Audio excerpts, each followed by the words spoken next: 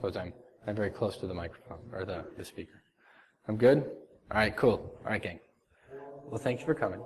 My name is Josh Bressers. I work for a company called Red Hat, and I call myself a security strategist. What I do is essentially going out, talking to customers, talking to Red Hat folks, doing what I would call security product management. Let's understand what's going on in the industry, what do we need to do, and how do we get there? And this is obviously moving open source and Red Hat and lots of things forward in the right direction. And I've been doing this for around a year now. And the one thing I've learned more than anything, especially around security, is we're really bad at talking to people, right? And so that's kind of, the damn clicker quit working already.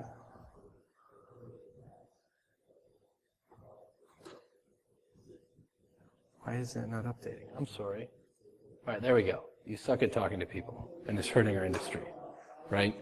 As security people, I didn't realize this, and we'll get into kind of why that is and what we're doing about it, but this is kind of news to me, right? But first, we're going to cover some housekeeping tasks, right? And now,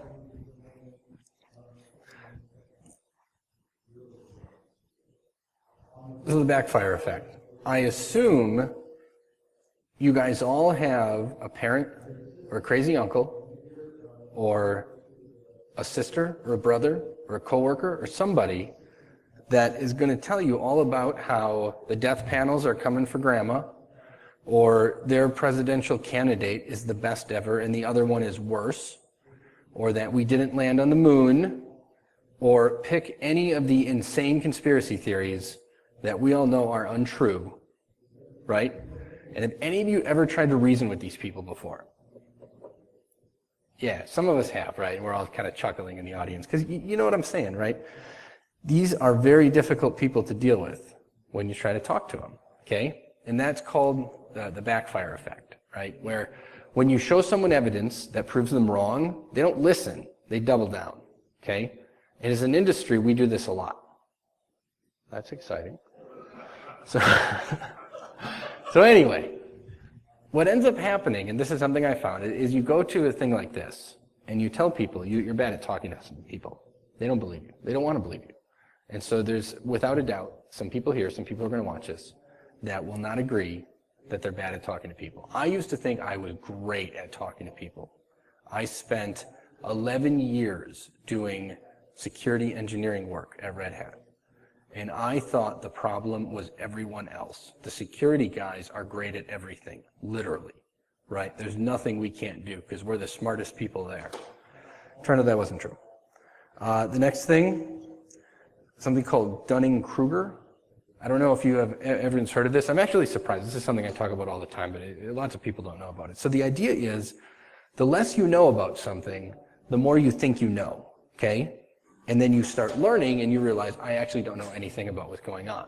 And this is where I put a lot of security people with soft skills, with their ability to talk to other people and understand what's going on. We all think we're way up here at the top of the curve. I used to think I was at the top of that curve, right?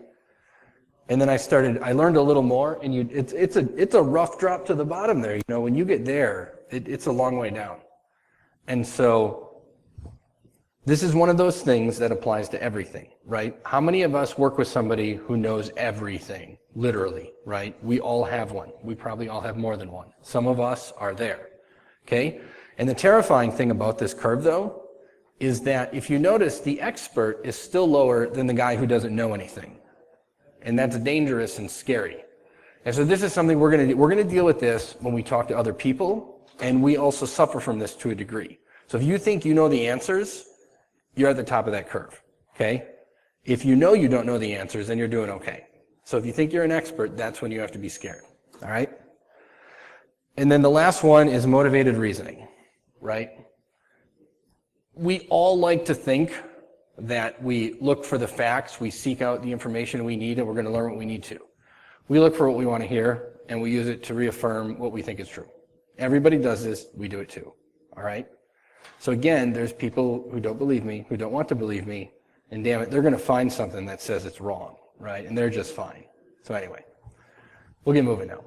Before we go, there are kind of two things that I want us to all accept. You don't have to, that's fine. But number one is that security isn't working today. What we call information security or infosec or cybersecurity or pick, there's 100 names for it. Fundamentally, things are getting worse. Okay? Now there are pieces getting better. I'm not going to deny that. I will not. This is going to be kind of doomy and gloomy without a doubt. But fundamentally, if you look at the graph of things, it's going down, right? Things are not getting better. We are not up and to the right for the security stuff. And there's a variety of reasons for that, and there's all kinds of stuff going on. But if you look at the breaches, you've got what users are doing, you've got the technology that's out there, there's millions of things going on, and fundamentally, it's not getting better, okay? That's the first big one, and we'll get to why that's important. And the second one is that technology can't fix the problems. This is something that I think confuses a lot of people and scares them sometimes. If you go to a conference like RSA, I was at RSA conference in February. You go onto the show floor and there's literally 2,000 vendors. The place is a nut house. There's so many people there. And here's the thing, if technology could solve our problems, one of those guys would have done it already. 2,000 vendors, no problem. There's tons of open source. There's tons of organizations. Technology is easy. The problem is the technology we have today doesn't solve the problems we have today. They solve problems. Well, some of it makes more problems than it solves maybe. But fundamentally, it's not really solving problems that we need solved, okay? Who knows who the Loft is? Any old school people here? Yeah? All right. That's how you always know, right? We got gray hair now. But there used to be this hacker group called the Loft. And Mudge here was one of the guys on it. This guy testified before Congress. And there's a great picture of these guys. They're like, oh, they look like a lot of the folks around here, you know, usually t-shirts, long hair, beards, all that stuff. And there's pictures of them wearing their suits with their scraggly hair and beards, you know, testifying. And it's a great picture. It's very funny. But like, this is very true, right? We've been harping for years and years. Those of us have been around. Nobody listened to security. Why would anyone do what we tell them to do? How, you know? But the thing is, they want our help now, right? Heartbleed happened. Shell shock happened. There have been so many named issues over the last year or two. And now people are coming and they're saying, I need help. Give me help. And what are we doing? We're not helping, right? The one thing I say all the time is if I gave you $1 million and say, go fix security in your organization, you think you could do it? You could spend it. I'm not saying you can't. But would things be better once the money's all gone? And I think fundamentally today the answer is no, right? And why is that?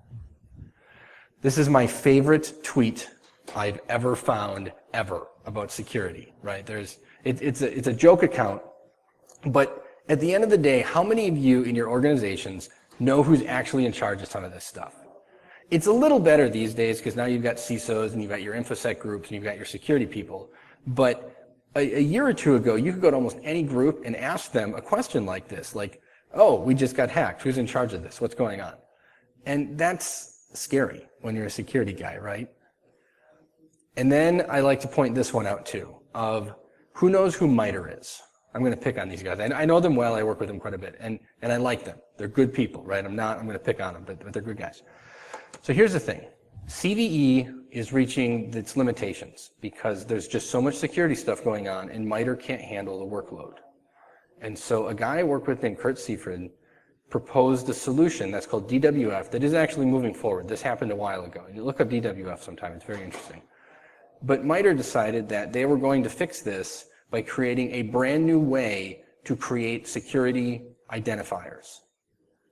Now, you all know what a CVID is, I assume, right? Every security issue, basically, that's supposed to exist gets a CVID. And the group behind that thought it would be okay to create a new format.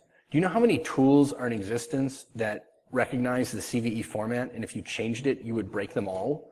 Tons of them, right? This would be like everything uses, say, social security numbers. What if one day someone said, okay, we're going to change that identifier now? Do you know how long that would take to get everyone to adopt the new standards and get that stuff to go through?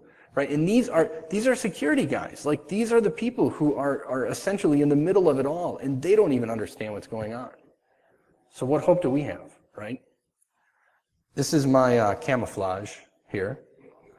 So one of the things I do now is I spent 11 years at Red Hat doing technical engineering work. And I knew all the answers. I knew all the problems. I knew how to fix them all, right? The problem was the users. No one listened to us. That was the problem. It wasn't us. It was all the other people. And so what happened was about a year ago, our platform business unit, which is lots of people who wear suits and fancy clothes, they had an opening for something they called a security strategist. And they said, do you want to come do this? And I thought, I have been complaining about how broken everything is for so long. If I don't go do this, I am the biggest hypocrite in the entire world. And so I go over and I start working with these business guys, right? And the first thing I found out is that sales and marketing and the business folks and the customers, they're all decent human beings. Like, I had no idea. Who knew, you know? And so it was really interesting to start going out and talking to people and listening to them and understanding what's going on instead of being stuck in my hole complaining about why nobody listens and why no one's solving any problems. And the problem is, of course, nobody listens because we don't listen to them first. So anyway, I wear a suit. When I go, in fact, I came here. My wife's like, why aren't you packing your suit? I'm like, I'm not wearing a suit to a hacker conference. She's like, really? I'm like, seriously, I'm not doing it. In fact, I was at RSA, wearing my suit, not the bow tie though. I don't like the bow tie. Wearing my suit because I was doing some press work on, it was the Wednesday, I believe. First of all, our corporate comms folks, they scheduled a breakfast I was supposed to speak at for Red Hat at 7 in the morning. 7 a.m., that is so early. It's not even, like, very few people came. For obvious, I didn't want to be there either, but I was speaking at it, so I could get out of it. And so anyway, I got my suit on, you know, I'll gussied up. And I do my stuff, and then there's some press work to do, go talk to the press and all that fun. And then I met up with a guy who used to work with me, who now works for another company out there in San Francisco. And we're hanging out, we're talking and stuff, and he goes, oh, hey, I got some guys I work with. Come on over, let's go talk to him about some things. And, you know, I walk up to him, and they see a guy in a suit, and they literally took a step back. And this guy's like, oh, no, it's good. He's smart. He's really smart. It's okay. And I'm like, this is crazy, you know? Because when you talk to security guys and you wear a suit, they don't trust you. But if you send a security guy in to talk to the suits, they don't trust you, right? Simply based upon how you look. It's madness. So when we're security guys, we want to go talk to somebody who listens, right? Does anybody listen to you? Legitimately, right? No. Nobody's listening to us. I don't think there's any doubt there. You know? Why not? We're a bunch of clowns. That's our excuse, right? They're too dumb to understand. They don't know what's going on. They're stupid users. They should just listen to us. We're smart. We know what's best. Okay? No questions asked. But here's the thing. Why should people listen to us? Nobody can ever answer that when you say why, right? Why do you listen to people? There's a variety of reasons, obviously. It can be something along the lines of they pay me to listen to them. Get some of that, obviously. There's people we respect we listen to. We all have our mentors who taught us what we know. And why do we listen to them? Do they pay us? No. But we respect them. And why? We respect them because they taught us something that was useful, right? Are we teaching people things that are useful? I don't know. I mean, that's really the question, right? We have a difficult time talking to normal people. Honestly, we struggle to talk to each other. How many of you have sat through talks where you could barely resist from jumping out of your seat and starting to yell at the presenter because whatever he was talking about you thought was wrong?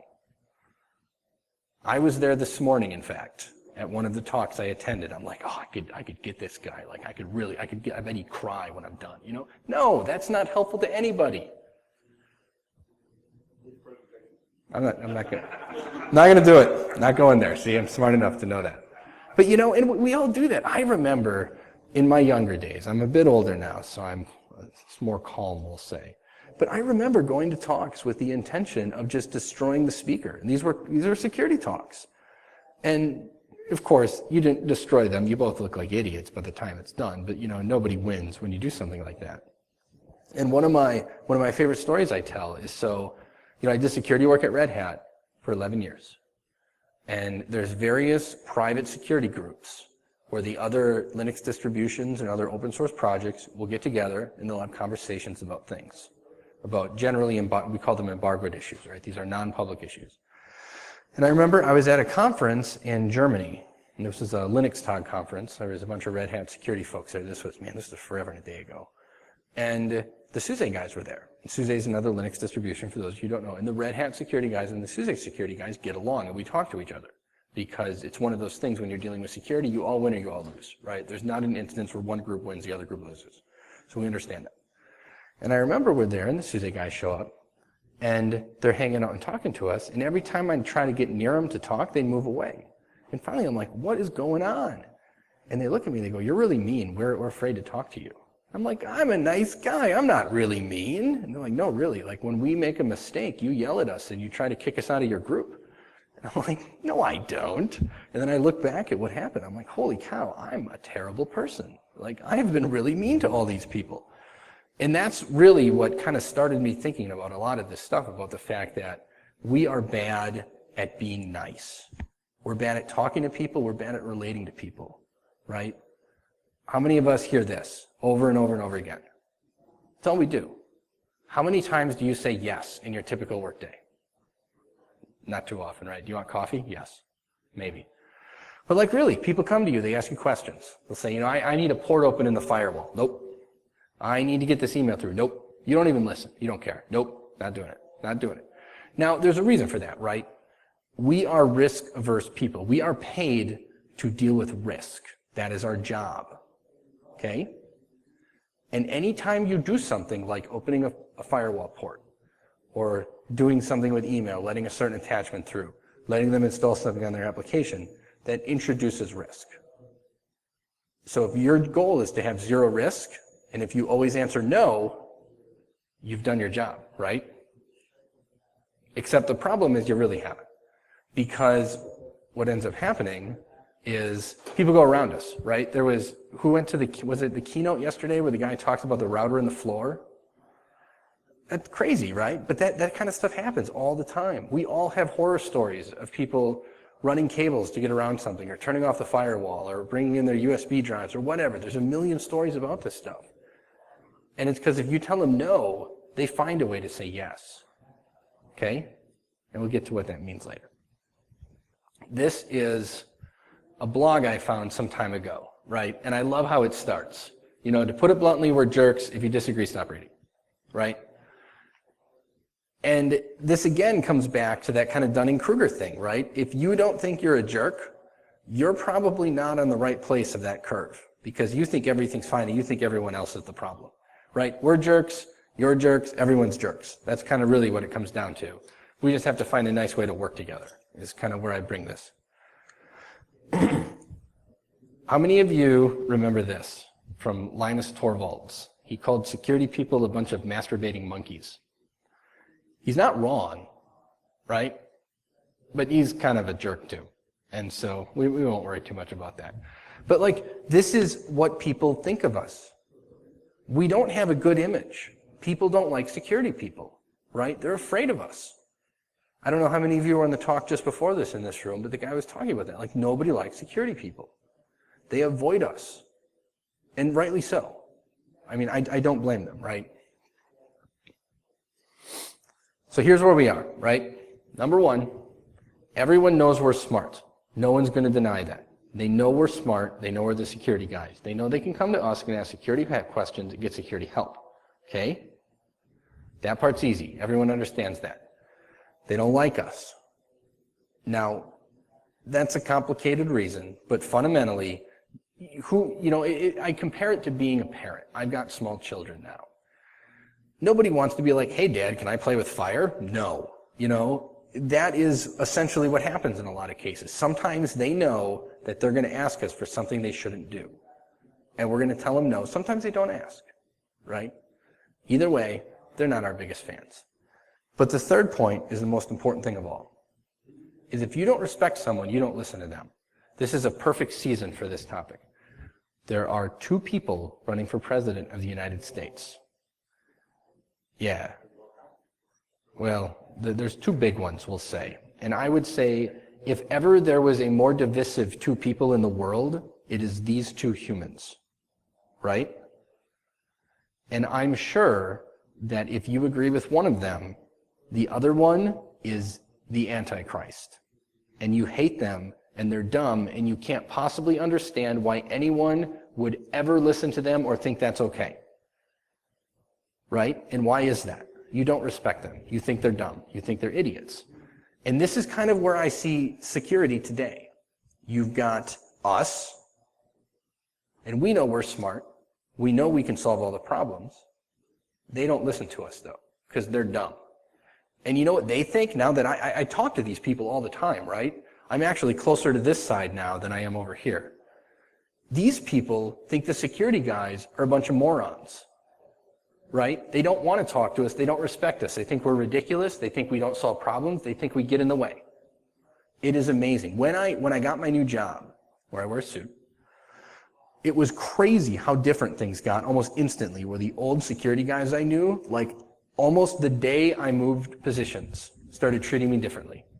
I remember thinking, I'm like, nothing is different. Like, what's going on here? But it was very incredible. And additionally, the business people started talking to me. They're like, oh, those security assholes, those guys are terrible. Can you believe it? I'm like, I told you that yesterday. Like, it's not, what's going on here? But it was crazy, right? But because I suddenly moved into that group, it blew my mind. In a month, I realized how crazy everything was. And it amazed me. It opened my eyes in a way I've never had done before, right?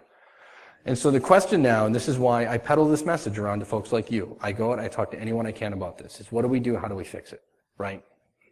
And soft skills is what I like to talk about. Soft skills being talking to people, right? Compassion, understanding, things we're bad at. We're really good at technology. But I said at the beginning, technology isn't going to fix this stuff. We can all probably sit down and code our way out of any problem we could possibly imagine, right? Except this one. There is no code that can teach you how to be nice to people, which is unfortunate, I will admit, because it'd be a lot easier if there was. But there isn't, right? We can't call people dumb. Now, some people, even if they are, right? I'm not going to say everyone deserves respect necessarily. I'm not going to tell you to stand there and take a beating from everybody, because that's crazy, right? I don't want that. But you got to be nice to a degree, okay? To a degree. And the other thing that I've really, really started to understand is, so we're good at security, and we think we're good at what everyone else does too. But you know what it turns out? They can all do things we can't. Like sales, their job is to sell. Do you think anyone would buy anything from any of us? Hell no. Right? No way. I couldn't sell a cold glass of water to a thirsty man on a hot day. And I know that now. I used to think I could do it. Dunning-Kruger though, right? The less you know, the more you think you know. Okay? And so we all kind of find ourselves there. Marketing.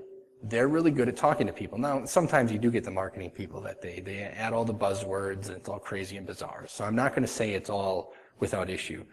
But generally speaking, their job is to convey messages. Are we any good at that? No. We're really bad, actually, turns out. Right? Who knew?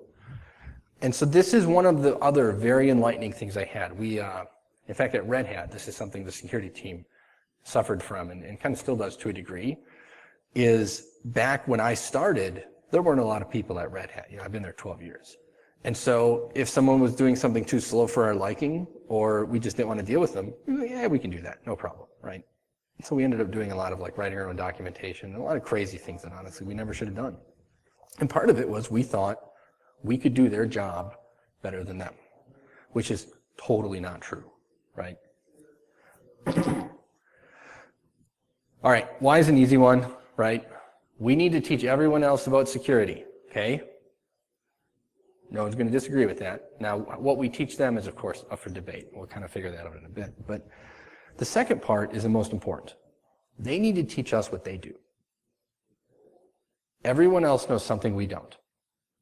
And if we don't understand what they know, if we don't understand how they can help us, yes, they can all help us in some way, we will fail. And most importantly, we can't do everything ourselves, right? Is there a person in this room who doesn't think they're overworked? Yeah, right, nobody does. We're all probably running at 120% at least. At least. Chess here is probably what, 200-300% in your team? I work with Chess. He's part of one of the Red Hat security engineers. In fact, I was your manager, wasn't I, at one point? So, but anyway, right? So we're all super busy. We have to let them help us. We don't have a choice. We're on a path to destruction. This, I don't know the answer to. I wonder about this every day. I wonder about the other side of this is, can we teach people security? And I don't know. I don't know if it's true or not. I don't know if you can teach people to communicate or if it's just something that's maybe some people have it and some people don't.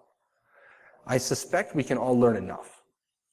I don't think any of us are going to turn into experts.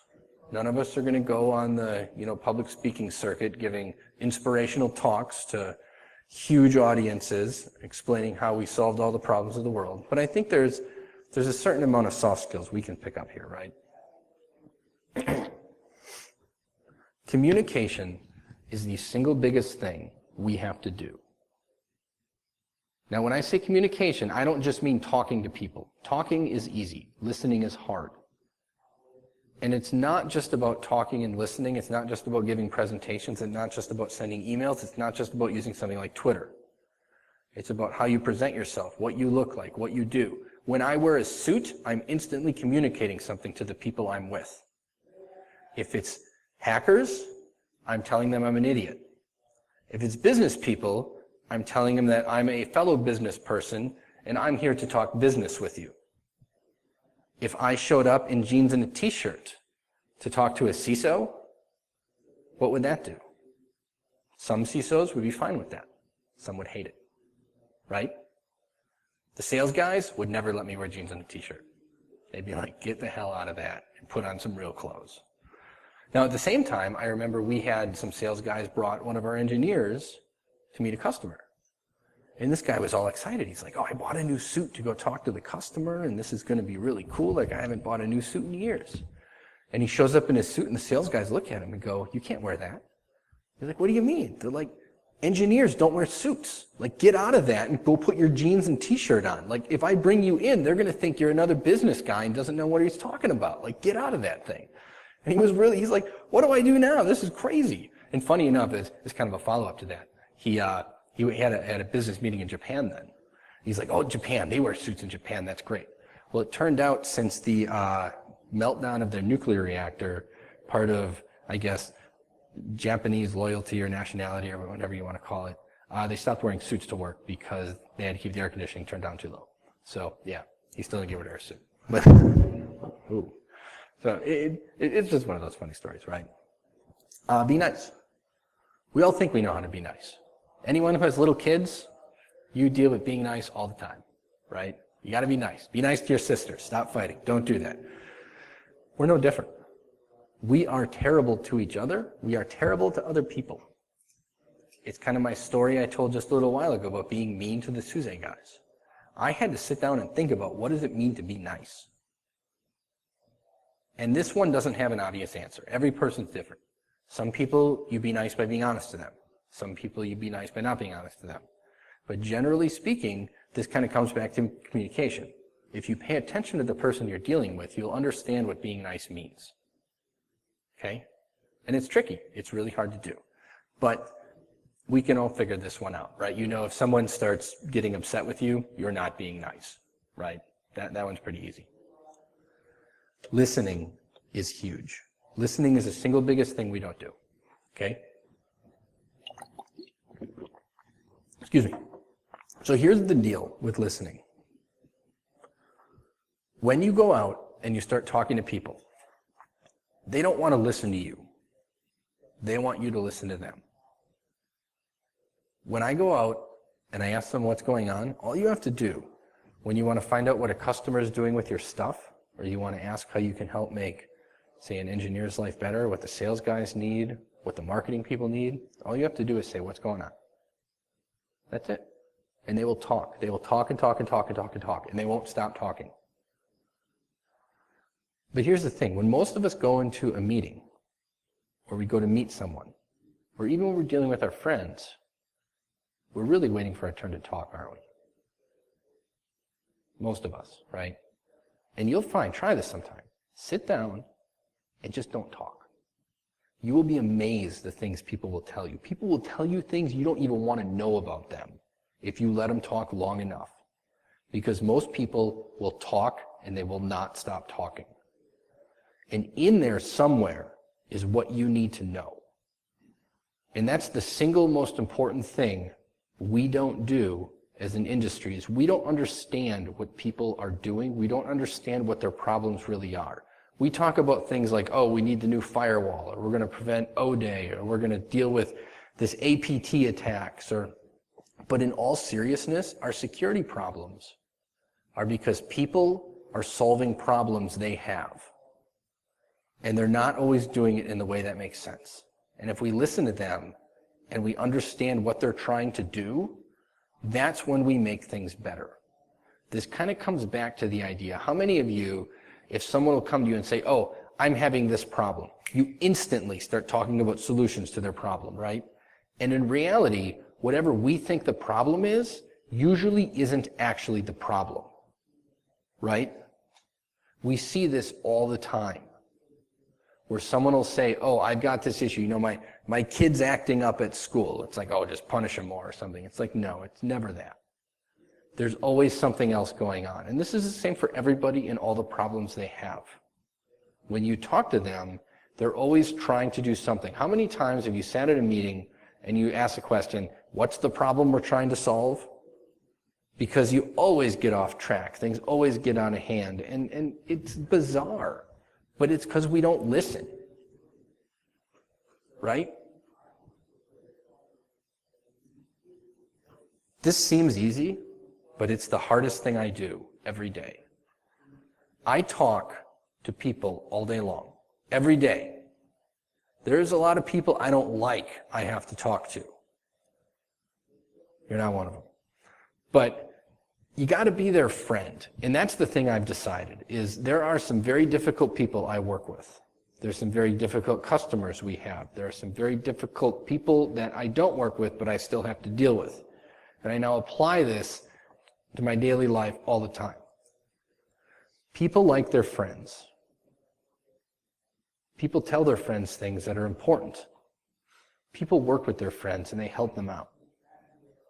If you're their enemy, are they going to help you? No, not at all.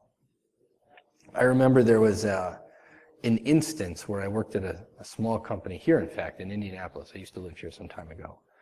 And this was a Linux company, and I was doing one of their security guys. And we were we were terrible to each other, I'll say, right? Some of us liked each other. Most of us didn't. And we acted like it. Even the ones who liked each other, honestly, were horrible to each other. We had this guy once that he pasted the root password to all the workstations, because our security solution at the time was just give every workstation the same root password, which was totally secure. And in fact, we would log in each other's workstations and like delete things and remove users, and it was great. We thought it was hilarious. But he pasted the root password in IRC on Freenode, which is a public IRC network, okay? He pastes the password on Freenode in a public channel, mind you. And these machines were all network accessible. Not that anyone really knew exactly what was going on, but anyway. And he told us 3 days later, and we were really mad. We were really mean. And we tried really hard to get this guy fired, right? Why do you think he did that? He waited 3 days because he was deathly afraid of us. Now, granted, he did technically make things worse by waiting 3 days, but we were also really mean too.